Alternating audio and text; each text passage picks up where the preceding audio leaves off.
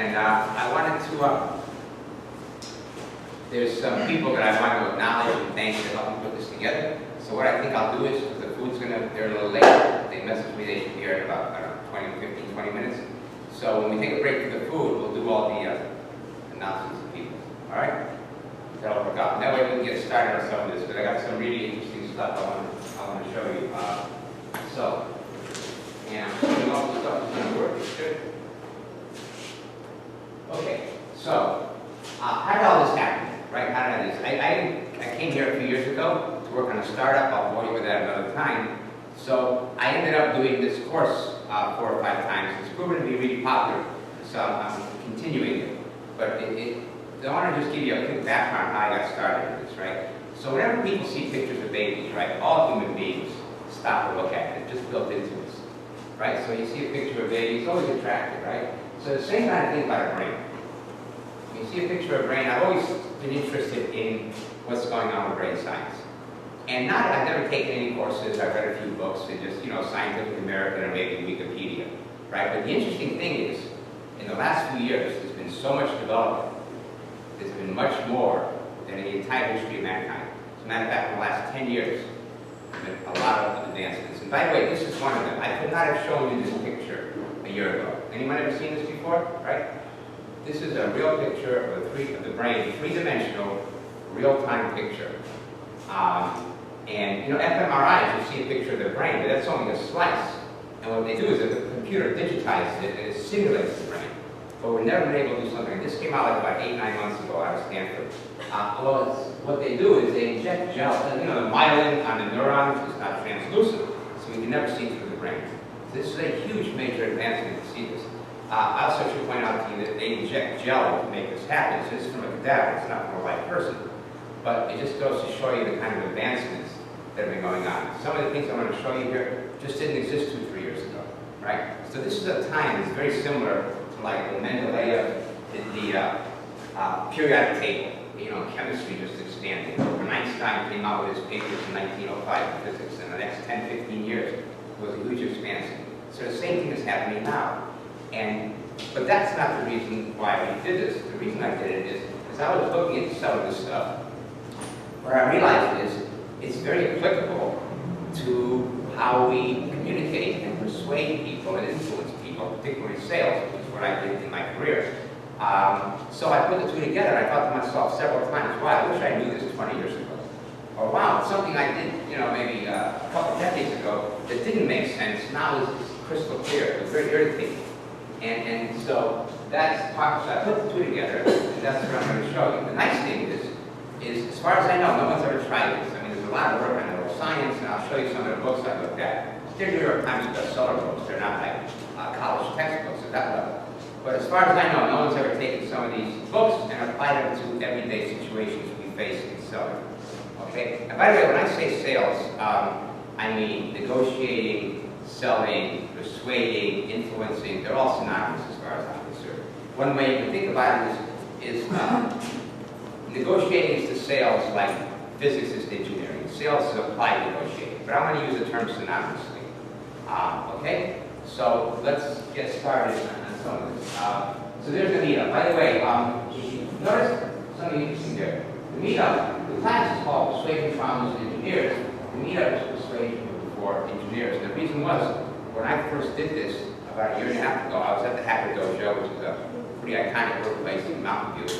And we're just talking about some of these books and sitting around, and a few of us put together this class, and it grew. It was engineers. And then we realized that it grows beyond engineers. So we threw, Silicon Valley, you got to use the word founders, no one's going to pay attention to it here, right? And entrepreneur was too long of a word. And now, that was about 4 months ago. And now what I did was, this is the first time I'm trying it tonight, is I expanded it and put in some more material. So it's applicable to a more general audience, right? But the whole idea, once again, is how do we communicate persuasively, and what's the neural science behind it? Okay, and that's the fascinating part. Okay, so this is the, we'll get to these later. Okay, so we talked about this. These are all synonyms. I'm going to treat those terms synonymously, okay? And so what it really is persuading is just a highly specific way of communicating. subset of community. And it's been around for a long, long time, even before the neuroscience. I mean, it goes back to Aristotle. By the way, part of what we're going to do today is we're going to talk about some of the Greek culture and how it impacted this, and I think it's interesting. We'll do that in a minute. But I mean, it's been around a long time, and it used to be called the fourth R, you know, reading, writing, arithmetic, and then rhetoric. And in the last 50, 60 years, rhetoric kind of lost its positioning in school, but this is what people used to be trained in. But now we have a technical reason for it. The point I'm trying to make, it's been around for 2,500 years. Okay, so, and the other thing I mean when I say sales is, and there's a couple of sales people I know in here, what I mean sales is, I mean someone who makes a living, and their compensation depends on what they produce. So if they don't produce, they make zero, and if they produce a lot, they make a lot. It's a non-salary kind of thing. So it's all based on performance, right? Which is really what founders do. Founders are essentially salespeople, because everything they do is based on performance. All right. So just to give you some more background on sales before we get into the neuroscience, so you know, we're on the same track. When you take a physics class, they define physics. When you take a sales class, I mean a chemistry class, they define chemistry. So let's define, here's what I mean by sales. Somebody told me this about 40 years ago. It was so simple, but I was too stupid back then to pay attention to it. I said, so this guy's a jerk. What are you talking about? He was my age when I was like, 25. So now I get the revenge. It turned out this is one of the best things I've ever heard defining sales. So here's what's involved. And by the way, I don't want this to be a lecture that's, so I'm not using the stage. It's really important we do this interactively. As a matter of fact, about 40% of the slides you're going to see, I came up with ideas because people happened to bring them up in class, so they gave me some feedback. I'll give you a form to use in a minute to give me some feedback on while we're talking. But it's very important. Does it matter what you said? It might. No, in this case, no. And I was talking at a higher level. So let me explain to you what I mean by sales. So correct me if I get it wrong. Okay, so you have to do three things in sales. First, you have to get the person to buy, obviously. And I'm assuming there's no money issue. They have the money. But let me give you a scenario, right? So let's say I'm married, right? And I need to buy a refrigerator. So, and my wife has been haranguing me to get a refrigerator because I was going to break it down. So I walk down the street, and I know there's a refrigerator guy. He's got a place a block away. So finally, I go down there, I talk to the guy, and I like the refrigerator. I go home at night, and I'm ready to buy it. Okay, the money's not the issue here. Is that all there is? So, is that all there is to something? Am I done?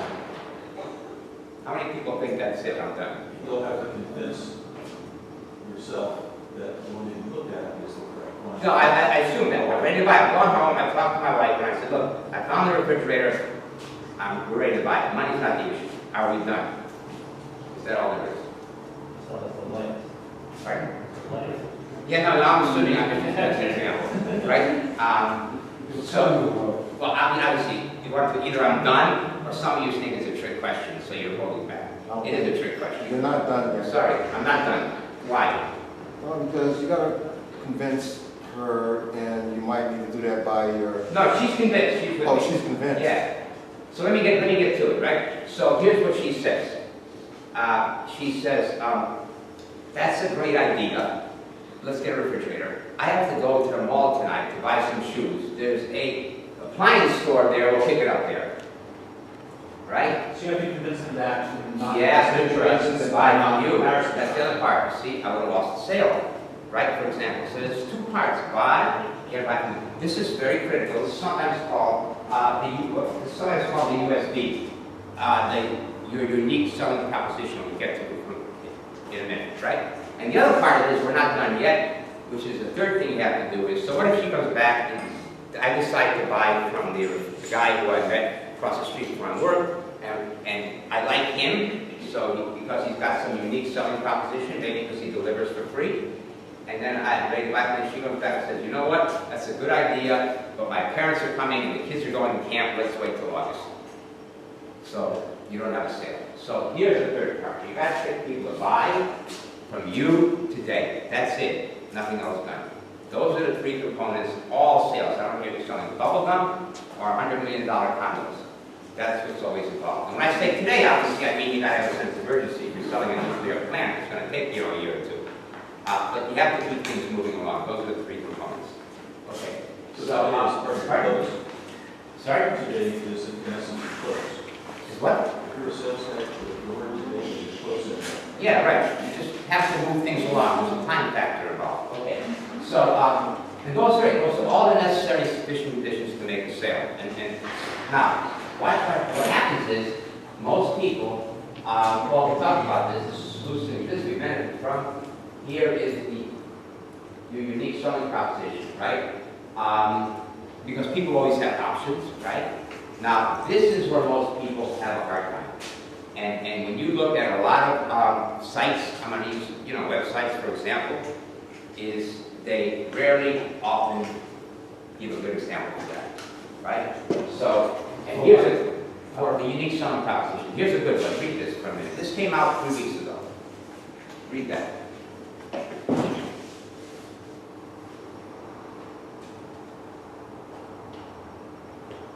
You heard of this company called FAT, right? At almost $400 million. $400 million is a lot of money, right?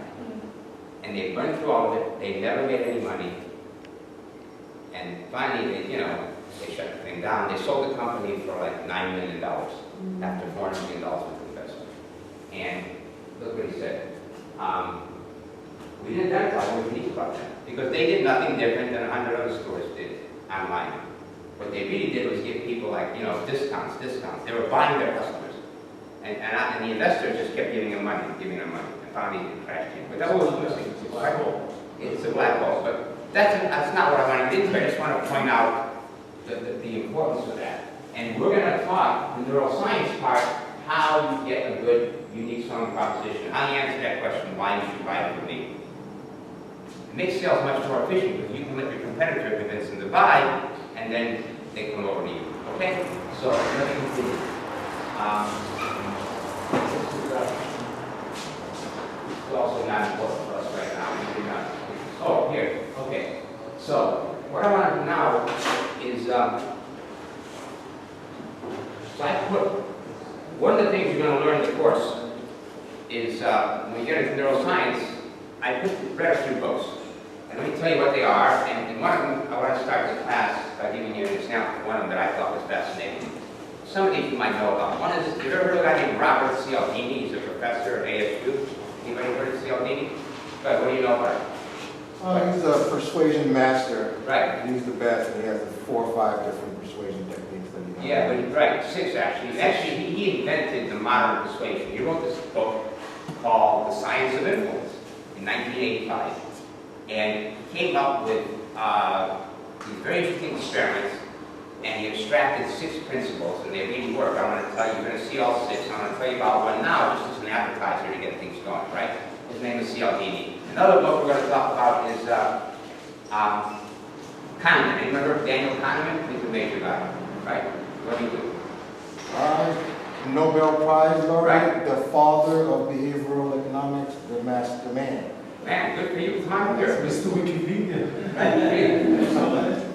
You'll see it. I'll show you the book, right? Yeah, a major guy. And he's got a book out now called Thinking Fast and Slow. I read that book. It came out 2 years ago, and that's why this class exists. So I read it. Some of the other people at the dojo read it, and we got, you meet people in the kitchen. We started talking about it, and we realized that it's an amazing book. It's been on a New York Times bestseller list now, I think, for a year and a half.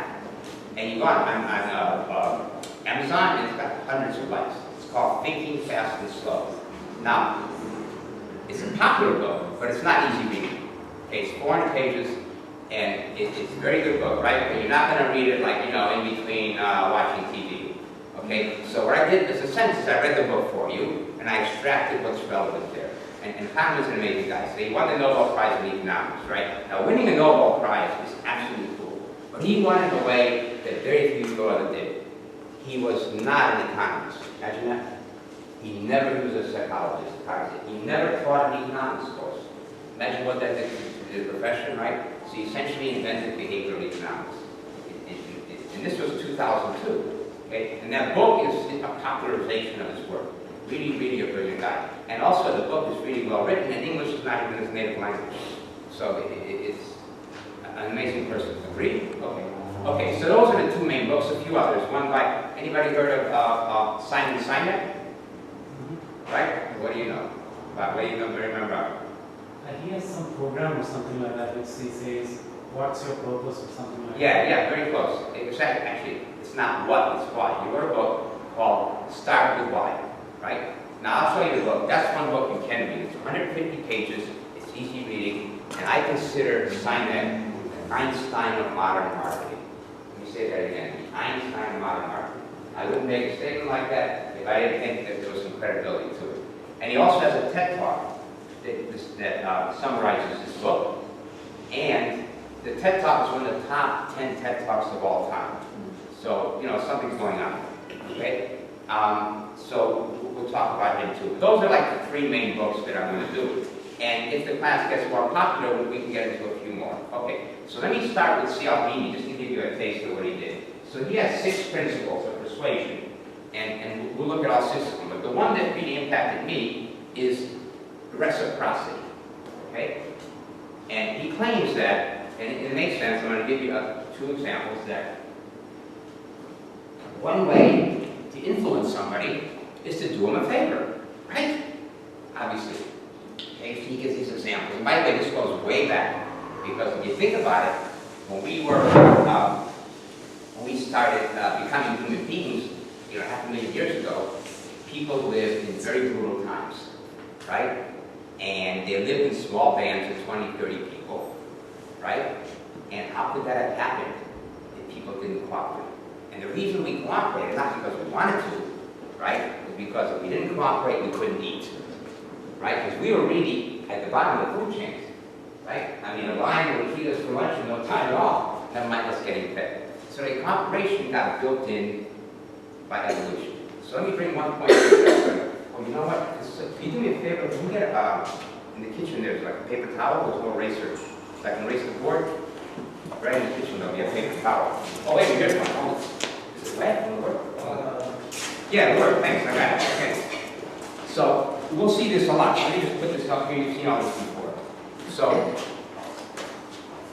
we've been working on it. I'll give you some background here. But you know, we've been working. The brain's been developing basically for 2 million years. I mean, much longer than that as a mammal. But it was why did I say 2 million years is an important number? Because that's when we started becoming bipedal.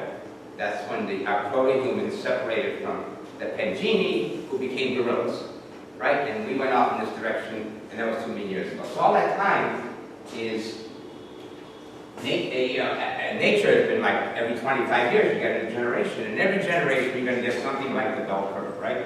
So you're going to get some people that are in the middle, you're going to get some people that don't cooperate, no cooperate, right? You're going to get some people that cooperate a lot, right? And somewhere in the middle, it works out. Now, how do we know cooperation works? Because all those millions of people, all those tens of thousands of generations that didn't have cooperation, died out. They're not here. See, that's the nice thing about evolution. If it's here, it must have worked. Otherwise, it wouldn't have worked. And we'll see that kind of a thing a lot. Okay? So cooperation is really built in. All right. So here's what how Cialdini described it. He gives this example. Remember this example about Mexico in his book? Do you remember that? No, I thought it was very fascinating. So he said that it's, reciprocity is so strong. It's not only between you and I. It's obviously between families. It's between clans and tribes. And it's multi-hierarchical. It's even between nations. If you think about it, it's pretty amazing. So he gives this extraordinary example. In 1985, I mean, half the guys in the room probably weren't even born then, right? There was a huge earthquake in Mexico City. Do you remember that? No. But for me, I mean, it was just devastating. Right in Mexico, in the city itself, something like 40,000, 50,000 people died. Maybe 100,000 they didn't even know, right? And it like happened 10 o'clock in the morning. All of a sudden, the whole world heard about it, right?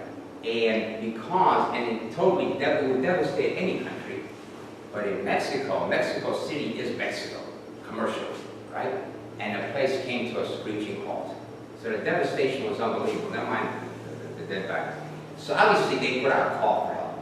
So what they said was, we don't, because they've had earthquakes before, along string, they're in the same earthquake zone we're on. So they had tents, they had body bags, they had all that kind of stuff that you would need to help people in an earthquake. What they said was, because it happened in Mexico City, and they were afraid the pesos was going to be devalued and crash, and Mexico's never had a great economy to begin with. So they said, what we need is money. We don't need tents, we don't need blankets, right? We need money. And of course, they were expecting what? You know, the World Bank, 10 billion here, 8 billion here, and so if the hurricane, I come from Florida, that's what we call earthquakes there. So if the earthquake happened at 10 o'clock in the morning, that afternoon, a country that you would never have expected, yet he told me, sent them $3 million. The first country to send them any money, about 8 hours after they announced it, sent them $3 million, and that country was Ethiopia. Right? Now, that makes no sense, doesn't it?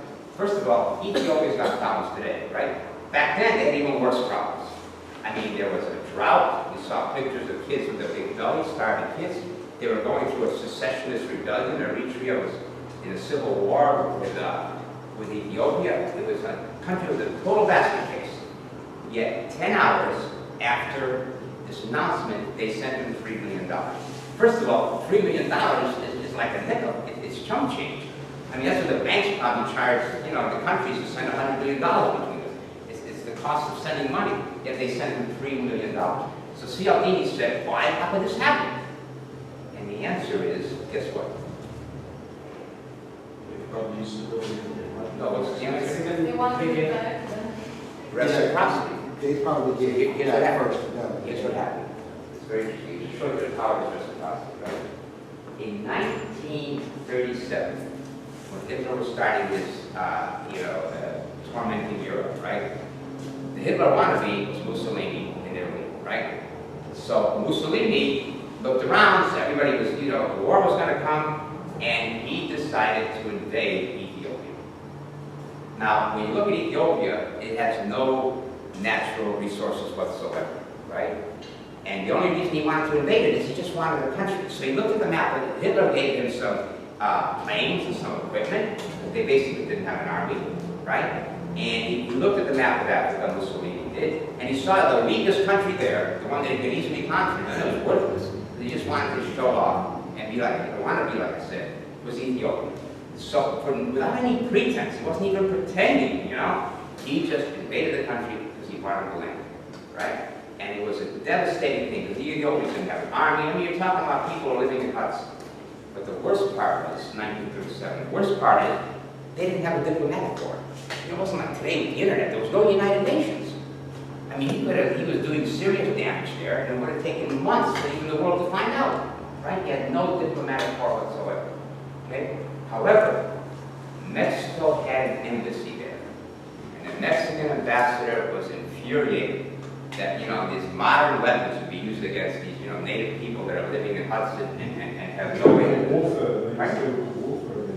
Pardon? They use chemicals against them. They use chemicals, even worse, okay? So, the Mexican ambassador was totally irritated. He sent a message to the Mexican government, and they had embassies all over the world. And at that time, the Mexican government was equally upset. So they raised a huge stink in all their embassies across the world. And to make a long story short, 6 weeks later, Mussolini was out of there. Only because, and that was a half years later, only because the Mexican government made that happen. So that event was built into the ethos of the country. They taught it in school. And the people who were school kids then were running the country in 1985. See, even though they had no money, right? And even though $3 million is nothing, they'd be better off spending it on water. They sent Mexico $3 million. There it is, the power of reciprocity. Pretty amazing, isn't it? Okay. So, the reason I told you that story, I have my own intentions in mind. So, I put this course together, right? There are people here who help me out. And there's no charge for the course. We're going to have some refreshments. So what I want in return from you guys is, I'm going to pass out this form. And on the form is a feedback sheet. So as I'm doing the class, I just want you to mark in real time what you think is really good and what you think is really bogus and doesn't make sense. That's how I was able to form the class. You might say, I want to hear more of this or more of that. So I'm hoping you'll fill that out and pass it back to me at the end of the class. Fair enough? Okay, now we start jumping into stuff. Here, do you want just help pass it around here? You just pass it around back there. Here. Wherever that goes, take back in front of me here. So here, it's very simple what this does. Look, on one side, put down what you like. I only want the extremes. Anything that's in between, I want the extremes. Something that's really, really good, or something that's really, really bad. Right? You can put your name on it. Did you everybody get one? Okay, thanks. So, here's an example. You might like to write talk about these things, maybe my home records, he did some cool things. And you thought it was interesting. And maybe I talk about phone numbers. You might think that that's not really effective, right? So, mark it in real time as we go along. Okay, if you want to put your name on there, that's cool too. That way, it's a way for me to get feedback, all right? So that's all the administrative stuff. And we can start getting into the real interesting things. Okay. All right, here we go.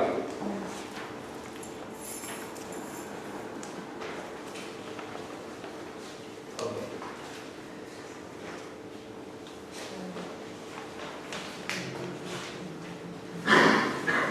So we're going to start way, way back in time and way, way up in concept.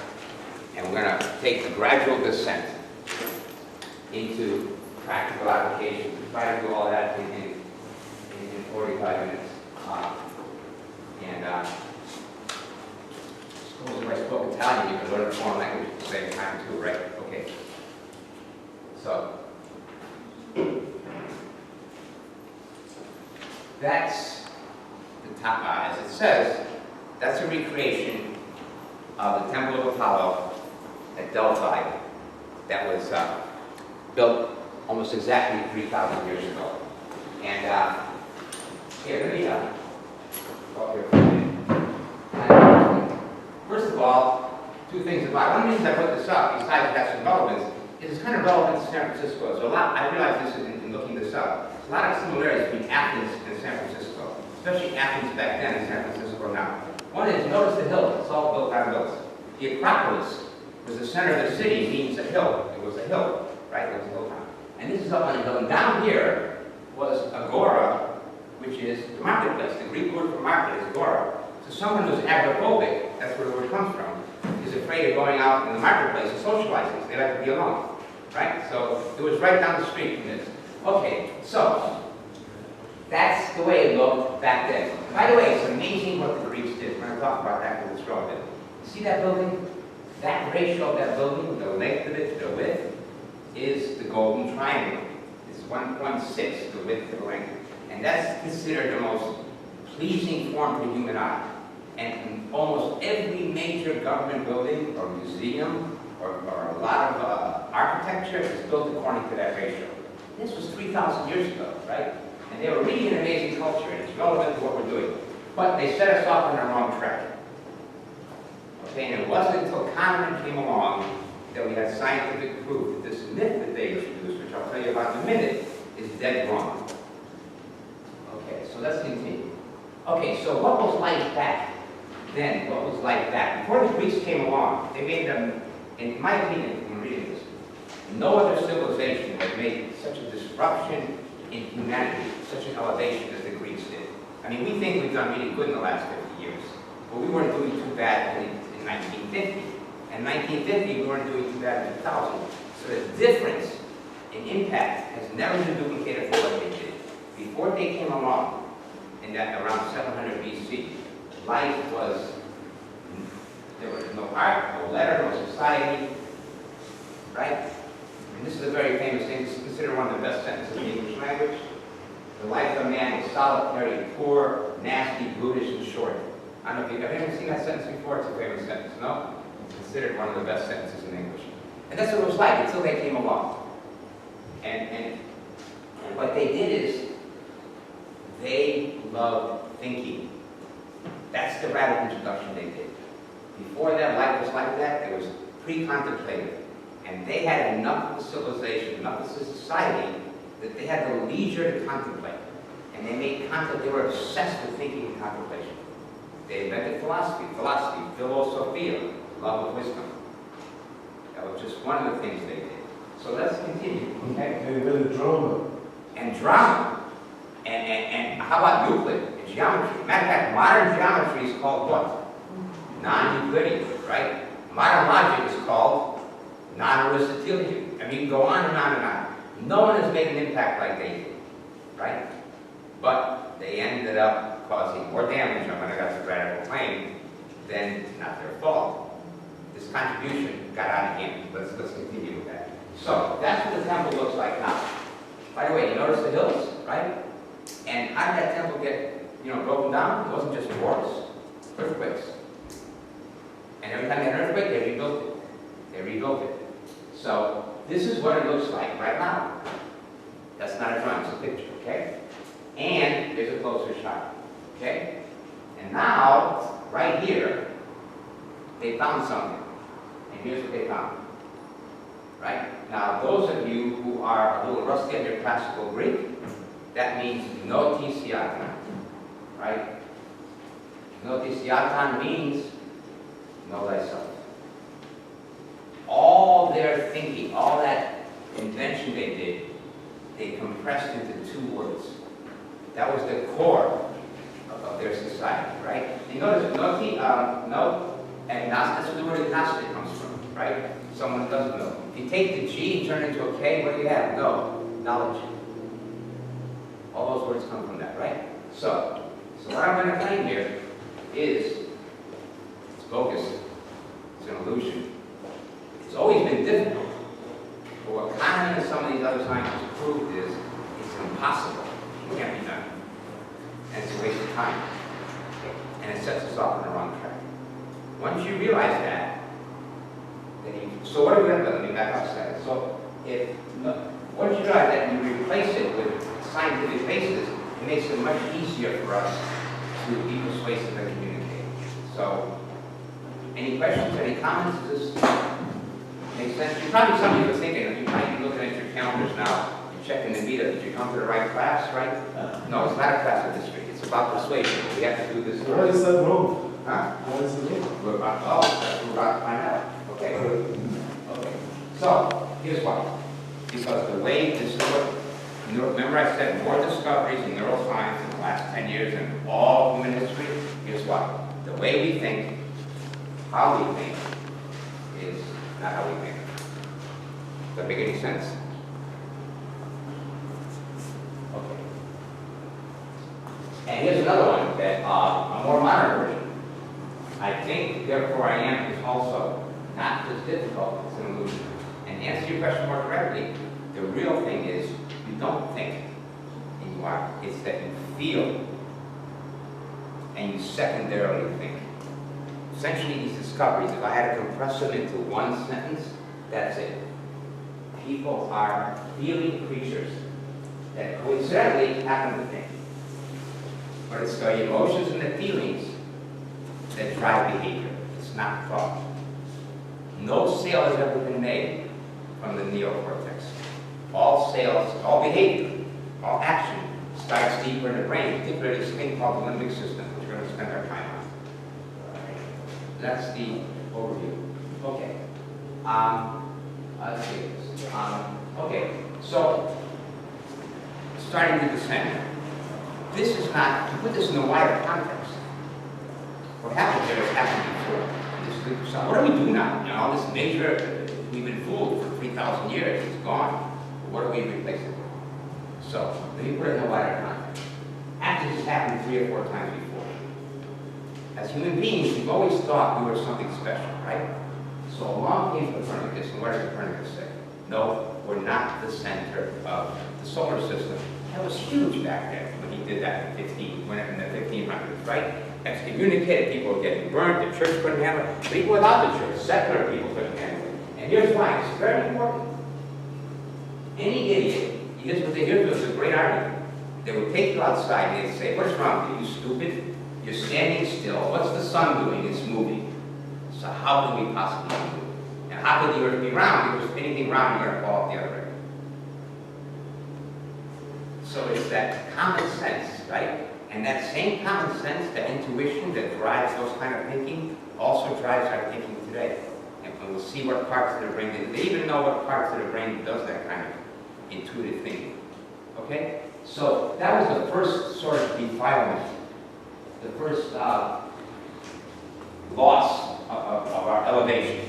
The second one was Darwin. So people said, okay, we're not the center of the solar system, but we're still special. There's nothing else like man.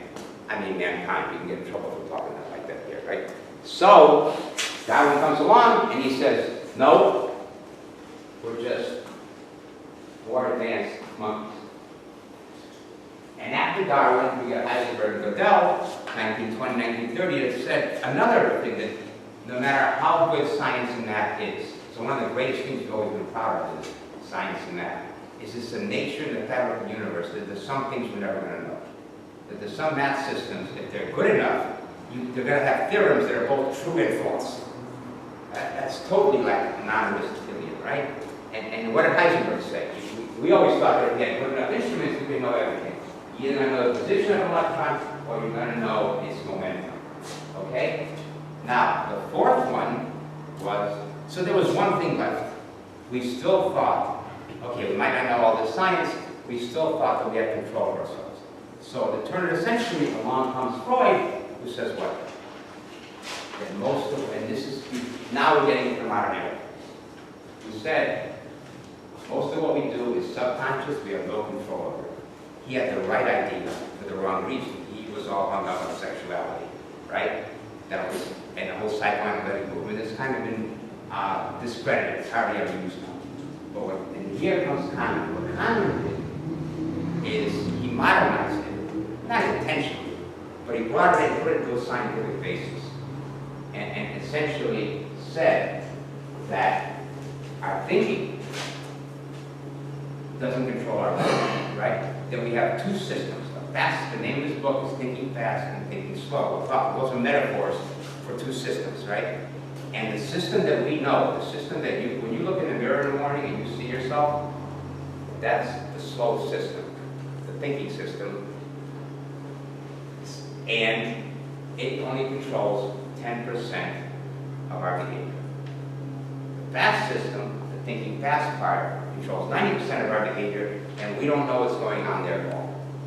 Okay? So that's like the final comment. Now, these are bring up the name Tversky is very sad. Kahneman and Tversky worked professionally together all their lives. Every experiment they did together, they published dozens of papers. Regrettably, when Tversky was 45 years old, he got a case of melanoma and tragically passed away at 6 months. And he only get the Nobel, it was 3 years before Kahneman got the Nobel Prize. They only give the Nobel Prize if you get to be alive. To get it. So, but he mentions in the book. So it's only appropriate that I mention the two of them. See, you get the whole picture, right? Okay. So what we're going to do is we're going to focus on what Kahneman did. Okay. Now, I put that arrow up there because it's interesting in a way. Here's why. So if we have no control of what we do, if 90% of what we do we're not aware of it, happens out of our control, that's kind of a bummer, right? I mean, it's kind of depressing. But not necessarily. Heisenberg said, and Gödel said, you know, you can't control science. There's something we're not going to do. But just because you can't know something doesn't mean you can't manage or control it. And even though we're limited to a degree, physics and math, look at the technology culture we have today. That's very encouraging. So a similar thing takes place. Hey, Francisco. A similar thing takes place here, even though 90% of what we do we're not aware of, we're not in charge of, we can still be able to manage and control that and put it to our benefit. So that's what I wanted to make clear there. Okay, that's what we just said here. I think the pizza's here, and why don't we just take a 5-minute break, get a snack, get some food, and then bring it here, and let's start again. Move on. Oh, let me bring the slide back up.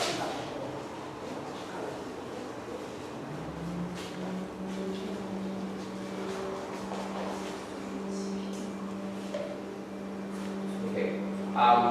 So I wanted to get into some of Kahneman's work now. we can get more practical. But before we do that, I also wanted to point out two people in the back.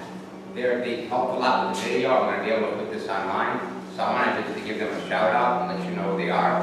If you need any good video work, they're called Red Cube Studio, right? And they do really good work. I've seen some of their stuff. So if you need anybody that does video, go over to say hello to them, right? And they're going to put this online. So, you know, it's reciprocity, remember, right? Okay. And also we have a real luminary here. None other than Tom Karevsky. You guys know Tom? Tom has a blog that really delivers some very interesting information. It's called the Silicon Valley Watcher.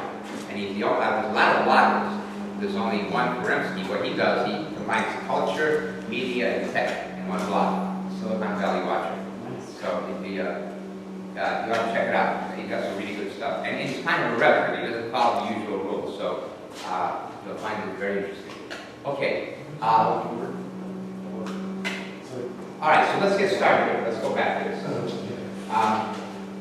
Okay, you might have seen this before. This is an optical illusion. It's been around a long time. But kind of looked at it in a new way. So have a look at this. Whoa. Which line looks longer? This one? Right? Or this one? Right? So obviously the bottom one is longer, right? Looks longer, doesn't it? Okay? But guess what? This is a well-known optical illusion, but you're going to see a twist to it. Here is, that one looks longer, right? But they're both the same. There's two parallel lines, they must be the same at your eyes, right? Okay, so, now, let's do this again. Here you see both lines. Which one looks longer? The bottom one, right? What I just showed you a minute ago, 30 seconds ago, definite proof that the two lines are the same length. Yet I showed it to you again, and you still think one is longer than the other. So what does that tell you? What that tells you is one part of your brain is not talking to another, right? And one of the things he got a Nobel Prize, he did all these very clever experiments. I'm trying to show you a few of them that worked out the implication of this, very similar to this. Okay? All right. So, okay. This doesn't matter. We can skip this. Okay. Here's where it gets really good. All right. So, two people talk to each other. This is what we used to think was the case, right? That one neocortex talks to the other, right? The neocortex is the part of your brain that makes us human, the rational part, the part that does math, the part that does physics, the part that writes books, right? The part that makes a PowerPoint. And we always thought that. Well, it's an illusion. That's not what happens. What really happens is this. No message that goes from your neocortex goes directly to me talking to you, goes directly to you. Instead, it makes a detour. It goes into the limbic system. I'll show you what that is in a minute. But for right now, at this level of understanding, it's the emotional part of your brain. Okay? And then, it carries through. The second person talks to your limbic system, and that talks to your neocortex. So that's really the way we communicate. Yes? So there are some, read that there are some people who are more analytically minded. So this makes sense to me, but I'm trying to rationalize some other thing that I have read before and I've experienced.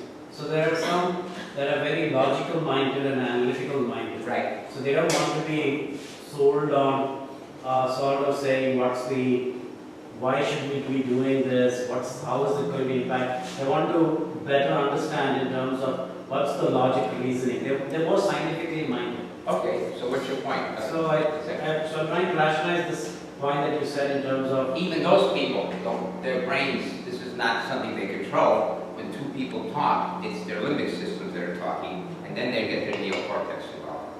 You'll see more of that, will become clear. Go ahead. Yeah, you can totally see that when you have friends who are that way, and you watch them talk to people, and they're always deciding emotionally whether they want to believe somebody else or not. Lots of times they'll dismiss, even a rational argument. Yeah, exactly. Rational argument, which is why a lot of times, like the institution, they have, some sort of institution will reject ideas that are valid coming from the outside. Because it's not from them, it's emotional, that's a good example. Go ahead. To add to that, those people who seem more logical simply may let more pass from the motivation to the neo. That could be, that could be. As soon as you maybe get under the skin a little, you'll see it being blocked by the living when they react emotionally. Okay. Or, like, they think about it. That's true. So here's a little bit what really happens, okay? Here's what communication really looks like. We're really talking over multiple channels simultaneously. It's never the case that, but what happens is, in most of the time, if I want to convince you to help me do something, or come with me next week, for whatever reason, go fishing, right? I give you all these reasons. The fish are great, and you know, it's easy to get there, it's not expensive, whatever, right? But those logical reasons aren't what's going to help you decide whether you're going to go with me or not. So here's what happens scientifically when two people communicate, right? They're looking at each other, the faces are talking to each other, right? You're going to be shocked by this. 40% of the neurons in the energy, the neurons in your brain use are dedicated to figuring out what your face is doing. Did you hear that? Not what you look like. I'm not talking about attractiveness, right? You'll see this. I'm talking about how these very little muscles that you can't even notice, you can't control. But it's had 2 million years of evolution to make those subtle judgments. Otherwise, they couldn't have survived, right? One guy approached each other, 1 million years ago. How would he know if the guy's friendly or not, right? He had to make all these clues. So some, look at that bell curve again. Some people are a little friendlier than others. Some people had that circuitry that was able to tell a little more. Some guys switched a little more, right? And the thing that works is to make us survive, right? Think about that. 40% of your energy in your brain is dedicated to analyzing your face. And what can you do with your face? Grin. You can't do much more, right? Okay, so we'll look at some of those things. Okay, so here we go. Okay, so your voice, your posture, and your clothes. Your sort of packaging. How you become packaged. All right. So pretty clear. And then comes conversation. Right? So the point I want to make here is confident. You're going to come across and you're going to be judged how confident you are, how competent you are, how you're going to get the job done, whatever the job happens to be. When two people approach each other, it's always for some purpose, right? You're going to be judged on that. So one of the things that I realized here is confidence trumps content, right? If you can speak with a certain amount of confidence and authority, it's going to make a bigger difference than what you're going to say. Obviously, you can't say a lot of bullshit stuff, but all things being equal, a person who has more of those leadership qualities and comes across as someone who you can look up to and admire is going to get further than someone who doesn't. Okay? All right, so let me, there's a few things here I want to go into. Okay. All right, so that's, in a sense, that's the main point of this thing here. Let me give you another thing. Now, give me a minute to read that.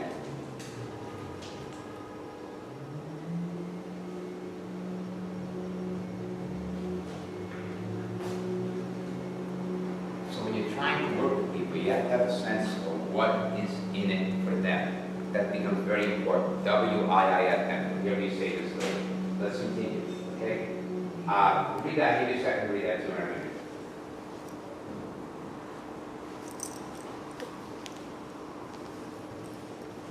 So we'll look at some of what these emotions are.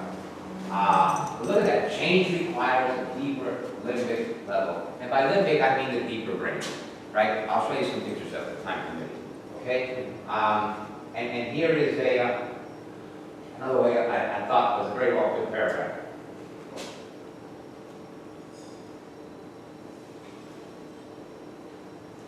That something in between is really the essence of what we can control. Remember I said there's a way to control things? We're not, just because 90% is us, we're not in control. Things that are really dangerous are very clear. Things that are very rewarding are very clear. It's that gray in between that if we act a certain way can be put in our favor. So if you go on with that, okay. Can I ask something? Right? Sure. What Okay. do you mean? Is limbic same as subconscious? I'm going to show it to you right now. I couldn't believe you asked that question. So now we'll get into some of the neuroscience. Okay. So here's some synonymous terms, right? From the human point of view, we really have two functionally different brains, right? And it's not like one is an apple and one is an orange. No, one is an orange, the other one's a cat. They're distinctly different. Is The one of them on it? Huh? Is one of them put on it? One of them, well, it could be, but they're too distinct. They're not in the same category whatsoever. And here they are. Look. So, okay, one is called limbic or neocortex. This is all synonymous. Emotional or rational, right? Unconscious, conscious. It's all the same thing. Subliminal, aware. Okay? And this is what Kahneman calls it, the fast and slow. Because the limbic system operates much faster, actually 40 times faster than the neocortex, right? And it has 90% of the decisions are made there. Now, why is that? The answer is pretty obvious. Why is it that it has to operate so much faster? Our reactions. The answer has to do with physics, actually. So the brain, pardon? Shorter energy. This is amazing. The brain weighs 3 pounds. The average person weighs 150. So that's 2% of the body mass, right? Brain. How much energy do you think the brain gets? 25%. Okay, you hear that? 2% of the mass gets 25% of the energy. You ever wonder why the brain can't get bigger? I mean, evolution's been around. Better brain obviously is effective. It's because of the energy problem. If the brain got bigger and more energy, you wouldn't have any what happened. It would have anything interesting. The biggest muscle you have is your thigh muscle. You need it to run, right? It's a secondary user of energy. So if the brain takes the energy, the thighs aren't getting it, right? So that probably happened back in evolution. But the guy that had a bigger brain and weaker thighs, his ass got eaten by a lion, right? And he's not around. That's as simple as that. So it was a trade-off. The other reason the brain can't get bigger is also interesting, is women's birth canals would have to get bigger. And the birth canal got bigger, their hips would have to get wider, and they couldn't run faster. That evolution tried that too, and that didn't work, right? So big brains were a burden because they take up too much energy and they're too slow. So the limbic system, in order to keep you alive, has to be super fast. And because it's fast, it makes mistakes. Right? So, let's look at some of this. Okay, so this is really what your life looks like. That's you, and the rest of you is underneath. Here's a better picture I like. This is the cover from the books I read. I like this picture. That's it. That's what your life is like as a thinking person. Alright? And here's even a better way. Now, most of the time, the brain will go where you want it to go, just like the elephant. But if it decides it doesn't want to, there's very little you can do about it. You know, so you're the writer, that's the beast. Okay, that's sort of the metaphor here, okay? But just because we're not involved, we're not aware, doesn't mean we're not influenced. And we'll see some of that, okay? That's not what we're looking at. This is not, okay, yeah, this would be interesting, okay. So how did all this start? This was done here in the 1980s by a guy named Libet, L-I-B-E-T, in Berkeley. And it's a classic work, so I want to show it to you. Don't worry about the technique, I'll explain to you what happens here. This started everything. So here's what you have to pay attention to. You see that red line there? It goes between 2 points, right? What this guy did, Libet, and this is so amazing now that it's called Libetism, and he has a huge following, okay? So what he did was, he gave people, you've seen this all the time, experiments where if you, a red and a green ball will cross the screen, and whichever ball you think is going to get there first, to the right-hand side, you click. The left key, the other one, you click the right key. So there's a square, for example, and a triangle, and they both are moving. One is going to get to a target faster. You have to decide which one it is. It's a little challenge. The point is, all these challenge experiments, we have to decide what these objects are going to do. It's very simple, right? And then, here's the key of it. Then he gave you a mouse device, and he said, as soon as you know which ball is going to get to the screen faster, click the key. Okay? Now, these kind of experiments we've done for a long, long time. But it wasn't until 20 years ago they were able to, you see that, those Lego devices on top? We're able to get into the individual neurons to see where in the motor cortex, which exact neurons were clicking which finger, right? So here's what they did. So you see on the left-hand side,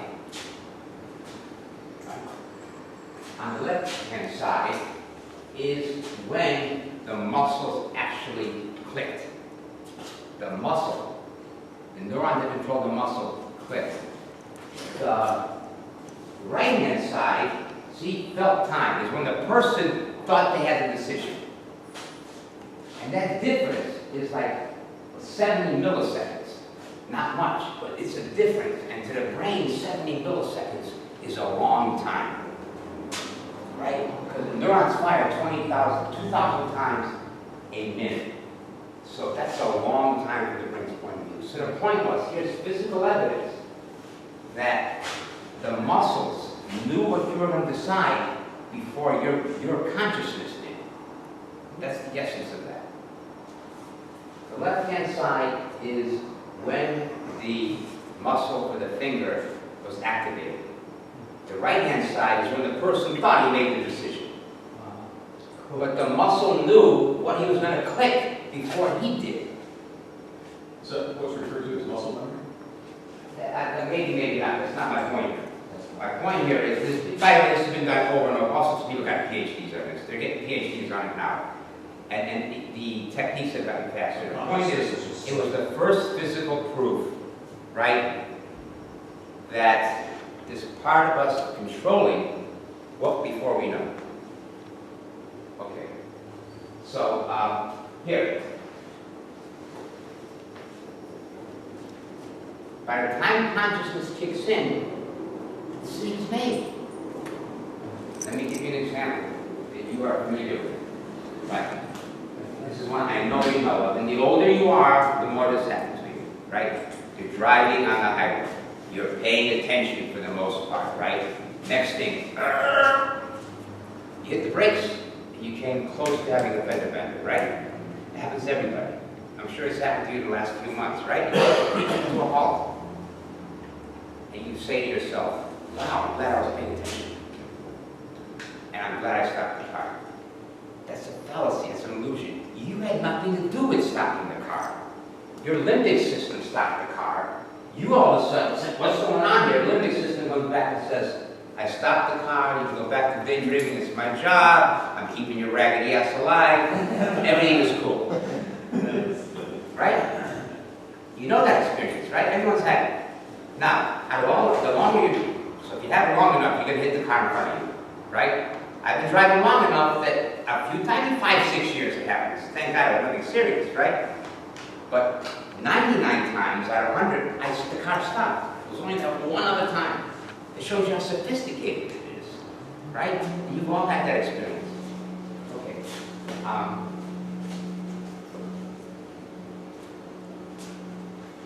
Okay, here's another. So there you saw where the brain is really helping you out. Now, here's an experiment. This is something that one of the reasons Nobel commonly got the Nobel Prize is the following experiment I'm going to show you in here. Okay?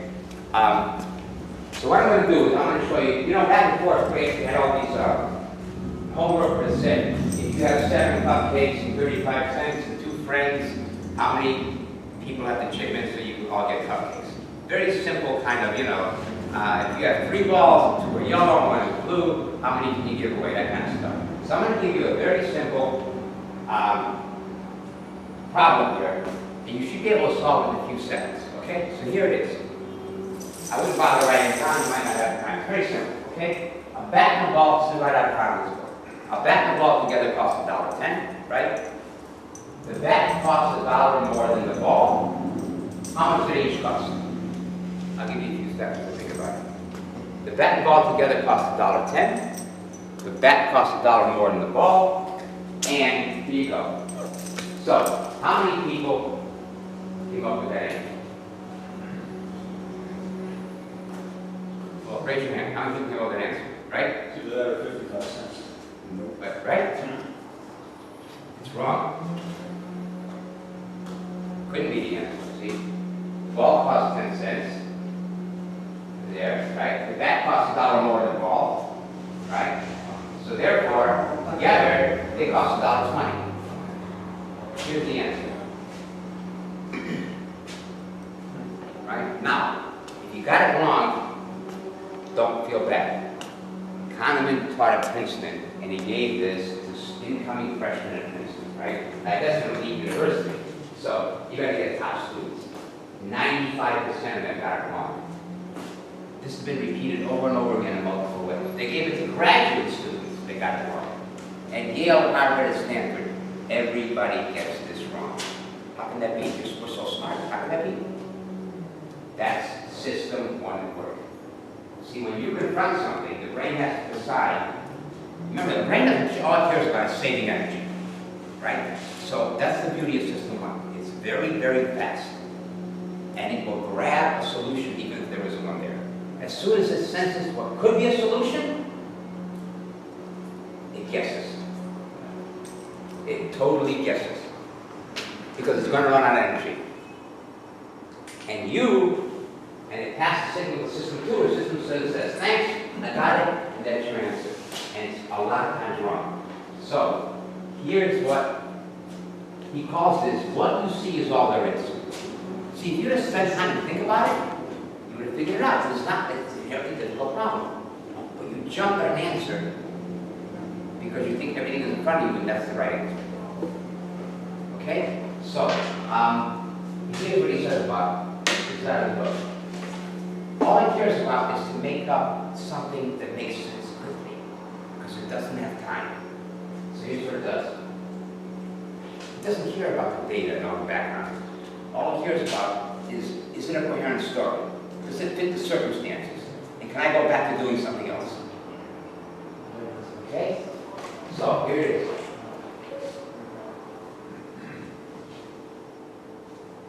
It jumps to conclusions all the time.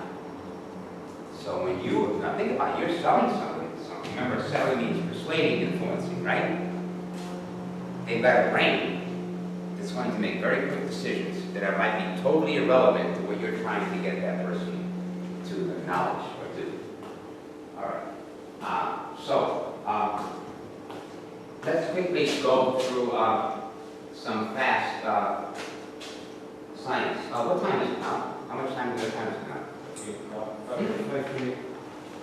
Okay, so I'm going to skip this and do something more practical. Let me get to, give me a second here. Let me find something that's, I think you'll find very interesting.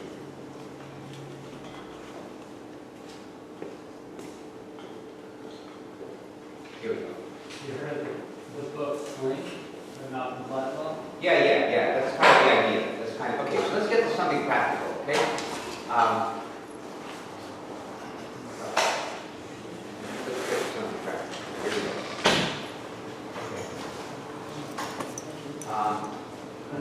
Okay, so I told you about science. Tom, the reason I did that, right? The reason I did that, I usually kind of run out of time. The reason I did that is, did you feel that? Yeah. Right, that thing? Okay, you know what that was?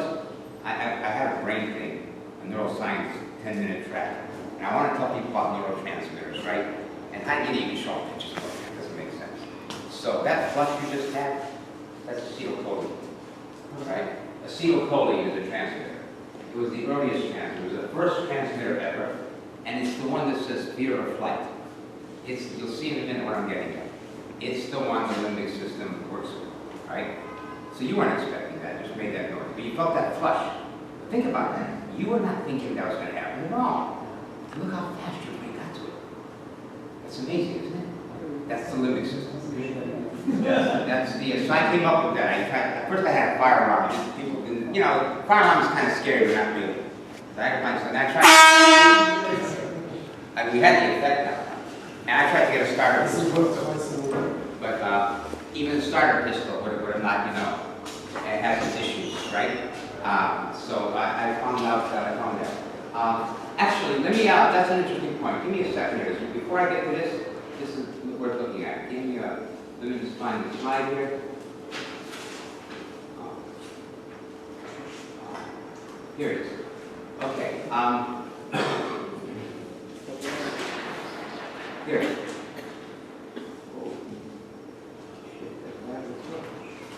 There we go. Okay. So how does the limbic system work? And I came up with a metaphor for it. And just what you just saw there works like radar. Okay? It's always vigilant. It's constantly working, right? It's constantly moving, and it's looking for trouble. It responds to what's unexpected, and this is what's relevant to sales and persuasion. It responds to what's irregular, right? Because it works on a very interesting principle, which is that if you're alive at time t, and nothing changes in time delta t, you'll be alive at delta t and delta t. Get my point?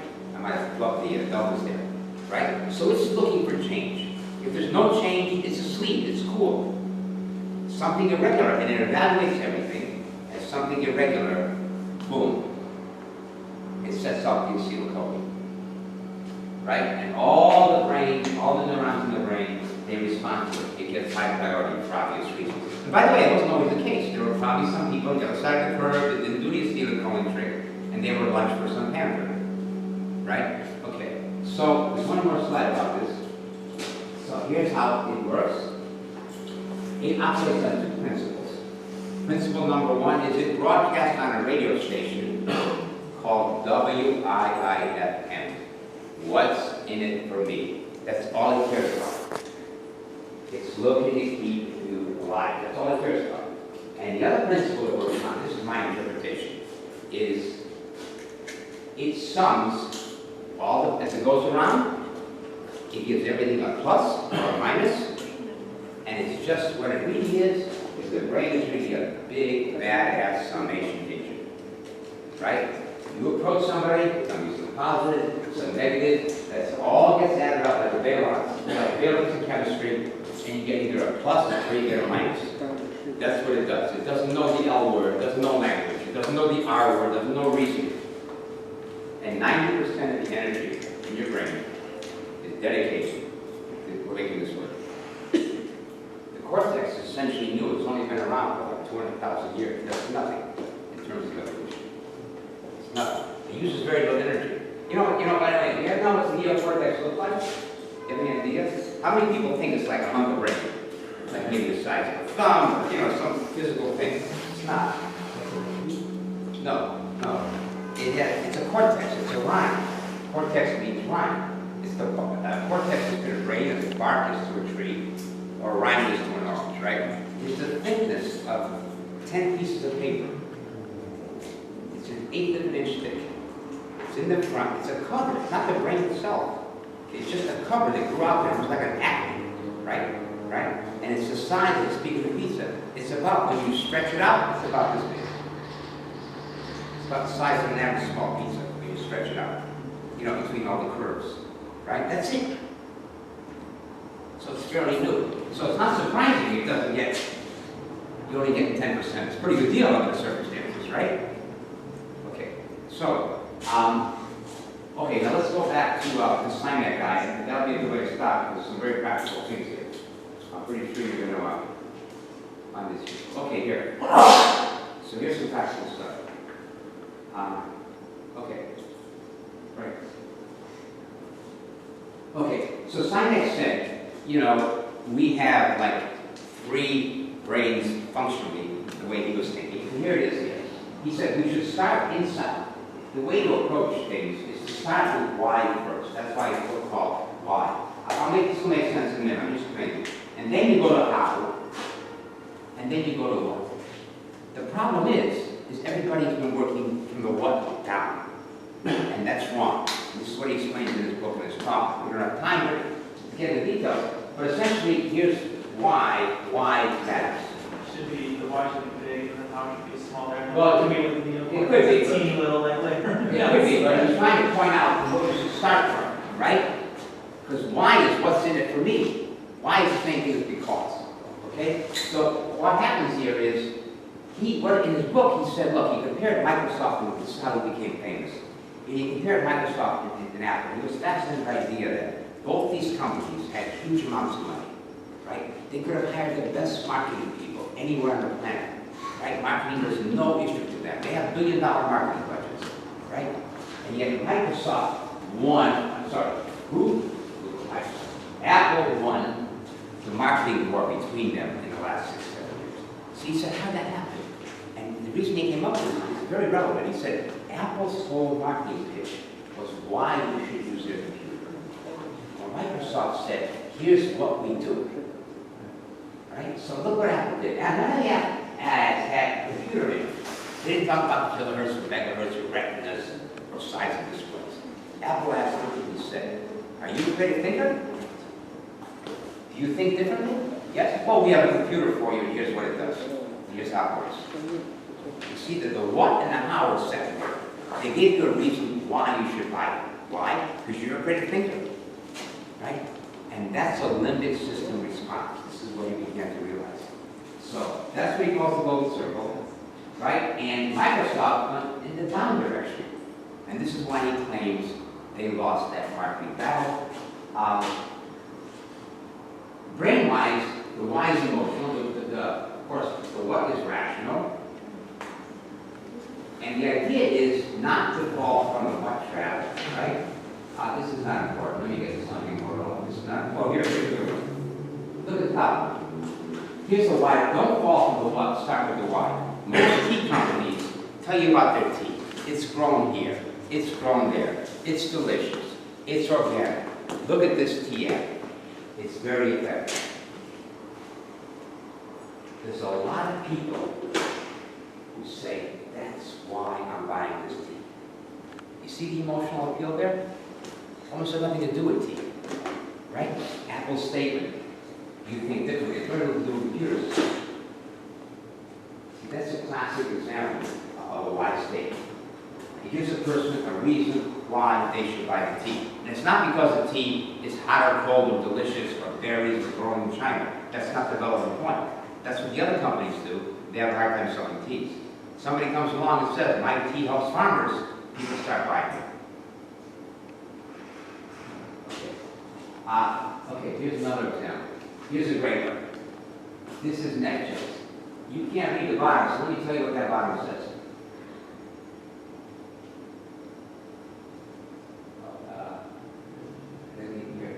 Here it is. Look what it says. Because you wouldn't trust your family to anybody else. Now remember, somebody who buys a private jet, right, it's not too, it's money's not the issue usually, right? What's the reason buying it, right? That's their ad, it's right off their website. To me, that's a brilliant ad, isn't it? Now, watch, these are major publicly traded billion-dollar companies. Watch what their competitors did. Here's their competitors. First of all, it's explicit and it's credible. I want to make that obvious point. You know, they have why reasons, you have to be very explicit and credible. Anything ambiguous, the limbic system is going to tune out. Okay? Look what their competitors did. Well, that makes it irresistible. Look what their competitors did. This is a major company, publicly traded. That's their website. Our fleet is wrong. And then it tells you what their fleet is. It's got a Gulfstream, it does this and that, and the engine is made out of titanium. Why does anybody care what their fleet is doing?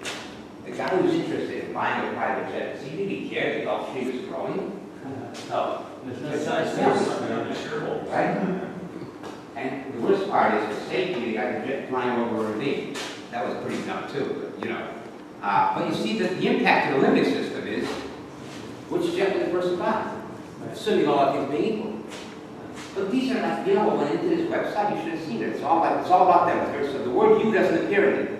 And they want to spend hundreds of millions, $100,000 on this website together. Right? Okay. All right. Oh, I'm going the wrong direction. Okay. Here's another. Oh, we have somebody else here from Startup Rhyme.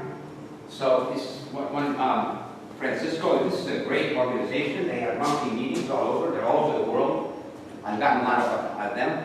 And here is a why website that I helped them work on. But notice here, the other one was explicit. This is more something, right? Here's an example of why club. This is the Startup Rhyme's website. But notice what it says, improve yourself. Who's that talking to? The person reading it, right? It doesn't say Startup Rhyme is great, they are. It doesn't say they're in 160 cities, which they are, that's impressive, and 50 countries, which they are. It doesn't say we have, you know, Elvis and Kim Kardashian come to our events, right? It doesn't talk about them at all. That's secondary. It talks about improve yourself. Anybody wanting to go to a conference, an event, who would say no to that? Who would say no, you want to save safety for your family? Nobody would, right? Nobody would say no to that, right? Network with investors, every founder wants to do that. But it comes to you, even though it's subtle, not explicit. Sometimes you have to be explicit. But the limbic system, when it's sweeping, ooh. Okay?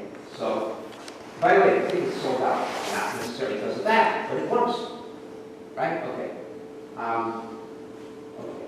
So it's explicit and it's credible. Right? Okay. Okay. All right. Here's another one. Change your life. Now, I help these guys with this. There's so many coding places you can learn to code now. There's coding shacks, tents. There's every variation of coding everywhere, right?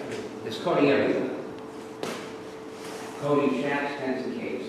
So this coding house, how does it stand out? All the other ones talk about we teach you full stack, right? Bill Gates used to code here, right? We got the best teachers, and we got the best whatever. And we're going to teach you Ruby on Rails, and we're going to teach you this and that, right? The guy who wants to come to coding school doesn't really care about Ruby Rails. What is he really going to want to do? First of all, he somehow is off track into the market. He's got to look at the market, right? If somebody went to university, got a computer science degree, he wouldn't be going to a computer house or to get training. Leave somebody in between things, right? What does this person want to do? Does he want to learn how to code, or does he want to improve his life? He wants to improve his life, obviously, right? Make more money. Whatever the reason is, the point is, that's their motivation. But it speaks to them, right? And the other part is relevant too. I didn't bring that up. So once you decide, oh yeah, this is good for me, this appeals to me, then you have another issue that the limbic system looks out for. What's in it for me? Am I going to get my money's worth? Right? Is this going to be worth my time? Is this going to be worth my money? Right? So you want to express that also explicitly. And there's an explicit thing. We're so confident you're going to do well, we're not going to give you a 100% guarantee, we're going to give you your money back and 10%. So that bypasses anything in that system that's suspicious. All the suspicions are gone. And people pick up the phone and call. It works. As opposed to the other sites that talk about Ruby and coding and full stack and all that kind of stuff. That's not important. You have to have that too, but not on the front page. My point is you don't eliminate that. Of course you have to have that. But not up front, because it'll turn people off. See, what they end up doing is they end up sending customers to these guys. Because all those what sites get people excited about coding, and they didn't give them a unique selling proposition why they should buy from them. So when they come here, they're ready to code, and they're more likely to follow up with these guys. Okay. Explicit, incredible. Don't bother doing this if it's not. If it's ambiguous, don't bother. Because it's just going to, the bullshit indicator will go off, and you get a negative response. It has to be explicit and clear. Okay, and only if you one or two reasons. That's it. One's enough. Okay? It doesn't have to be all string of them. All right. Okay, here's a great one. This is the state of California. I mean, and they're about to get control of this. This is why I have trouble with the government having control of our medical, our medicine. Absolutely. Now, they have no lack of money they can spend, and this is a lot of it. They're a profit-making company, in a sense, right? They can spend all the money on their website. This is a terrible website. Why? Okay. Giving back. So why would somebody want, it's telling you here to go online and buy lottery tickets, right? Or why you should get lottery tickets. So they have one part of it, right? Giving back, right? But what do I care about what is going on in the rest of the site? What if they had something like this? Look, play our games. There's no you in there, right? They're talking our games. See, us, that's very selfish on their part. This is all selfish, it's all about them. Except for that first one. Give back to the community is a bit like that T-ad. Everybody wants to do it. See, nobody would say no to that. You gotta be an idiot to say no to that, right? So here's what I would do if I had this site. Here's what I would say. First of all, who we are. I don't care who they are. When I go to a library, do I want to know who they are? No, that's valuable real estate they're wasting. Here's what I would do. Giving back, okay, that's pretty good. How about this one? Realize, who would say that's a reason, that's a why? You have to be explicit. Right? Who would say no to that? Nobody. Right? There's another one. Retire now and scrap the rate race. What if they put that out there? More people would buy lottery tickets. I'm just coming up with stuff, right? And here's this one. You know, shower generosity on your loved ones. You see my point. The point I'm trying to make here is this is a head start. Because you're not even knowing things that most people out there don't know. And everybody says that, I just wanted to prove it to you. Right? These are major sites. You would think they would have their marketing right. But in my point, it's terrible marketing. Okay, the bonus is explicit incredible. It's kind of, okay, all right. This is not important. This is just more detail. This is not, more examples. Okay, even here, this is the tech shop website, right? This is the website, right? Notice notice our class is up there, right? See it up there? The picture of the brain on the right. I was going to take Obama's hand and Photoshop it, point it up to the class, right? Or I can imagine what he's saying to him, when he went home, and he was saying to Michelle, it's amazing. Yeah, I'm president. Man, I have to be the same page as the persuasion workshop, right? Okay, so that's not just me. So, look, the website itself is a great message, right? But it's poorly executed. Can you read? The whole idea here is, it says, build your dreams. Here, right? Well, where do you see that? You have to go, it's up at the top, under the logo. And It worked on their first backlit sign because the letters are held a lot bigger than that. yeah, but the point I'm trying to make is everybody makes that mistake, right? It'd be so much better if they stopped with, you don't need all that. The images in the back, people with their hands clapping. What does that do? Does that make somebody join here? No. What if they just had very explicit, incredible, build your dreams? Boom. That's their best impact to get people to join the membership. Tech shop is actually smaller. Right, you see my point, it doesn't give you why. All that wasted real estate doesn't give you one why. And they're doing well now, they will do a lot more better if they give explicit reasons. Right? Build your dream, improve yourself, meet interesting people. There's a half a dozen reasons, you only need 2 or 3. Okay, here. That's what, that's what I would put. Build your dreams here. End the story. All right, and you've seen this before. Where do some of these needs come from? You've seen all this. This is Maslow's famous pyramid, right? And it fits into what we're doing. See, here the basic is the reptile brain, survival, right? Then comes the limbic esteem and love, our limbic system and emotions. And the self-actualization is the neocortex. Like this little homunculus, they call it, inside your head, that you think is you. But that's the illusion of, see, I think what really happens is the limbic system kind of took over the brain, and I don't know if we thought it was going to give it away with it. So it came up fooling us and said, look, I'm going to give you a little section of the brain. I'm going to call it neocortex, right? And that's you. In the meantime, it's back there running the show. And we think we're in charge, right? And it's just, it's like back there laughing at it. Yeah, he says, look what these fools are doing. Look at them. Killing each other, right? Looking like this, smoking cigarettes, drinking alcohol, driving like crazy. Look at these fools. And I was doing a little section of the brain. Imagine if I gave them more, what a mess they would make. So one of the points, maybe this is a good time to end, is just because we have 1090, that might not be such a bad thing. Imagine if it was 8515, and we might make a worse mess of things, right?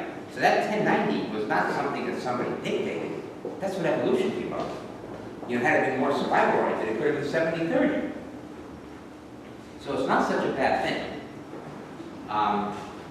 Okay, I think this might be there's more, a good time then. So what I'd like you to do is, if you can hand me some of those sheets, and you can tell me what's more interesting here, and I can explore more of these. I have many more slides from that we didn't get to because of the time. But I think this is a good time to stop, right? What do you think? Yeah? Okay. What time is it now? That's good. It's over. Okay.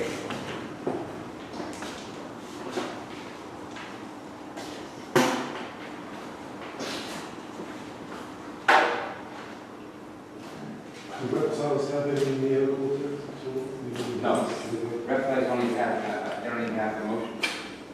No, emotion. By the way, it's a big jump when you know, the limbic system is the mammalian brain, warm-blooded creatures.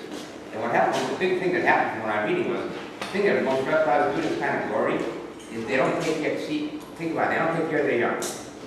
You know, a mother alligator will fight to death while her eggs are in, you know, on the bank of a river, hidden in some grass, while they're eggs. Once they incubate, she's gone. And even other, that's why they have to have 50, 60 offspring. Because they have no sense of emotion. They're just, they work on a habit. There's no decisions they make. It's only stay alive. Right? They make no, they only do the same thing over and over again. Whatever they were born with, they do. Once the warm-blooded animals came out, there had to be some empathy. Otherwise, people wouldn't take care of their young. And warm-blooded creatures, because they're warm-blooded, the babies usually aren't born ready to go like alligators are, right? So then they have that whole thing of empathy. Now, 200 million years, mammals have been around for 200 million years. So, and we've been at it bipedal for 2 million. So it took 198 million years to get to that. By that time, the limbic system had gotten so sophisticated in terms of empathy and connections that when we came along, we actually started making social connections with each other. But that's an interesting thing. So the answer is no, they don't.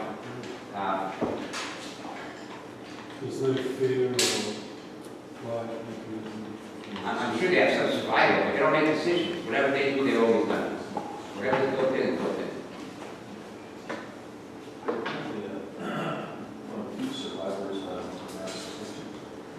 Yeah, because they're so good at that. That's all they do is survive. Yeah, that's it. Just live or die.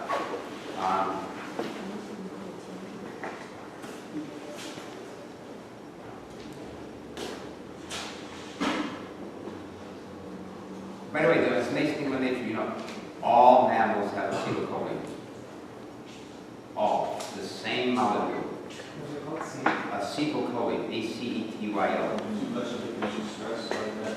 I'm not sure about the details of that, but I mean, it was the first transmitter that essentially made mammals mammals. But I mean, all of them have that, the same one that we have. So nature doesn't have to worry about that. It's already, you know, it's already done. Okay. Yep. Yeah. You just call and, well, you're going to murder them, because. No, we haven't. No. Used to be a drink sort of Yeah, before they my life. Yeah. I tried all these experiments, didn't quite work out. Thanks. Thank you. Can you tell us who you are? Like this? Good. Thanks. All right. Was it useful? Okay, good.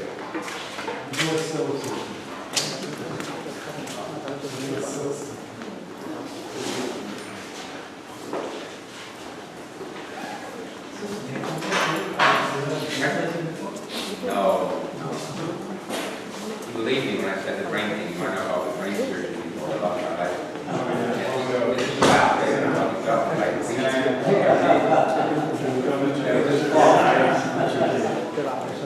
Oh, yeah, no, you try, thanks to it, right?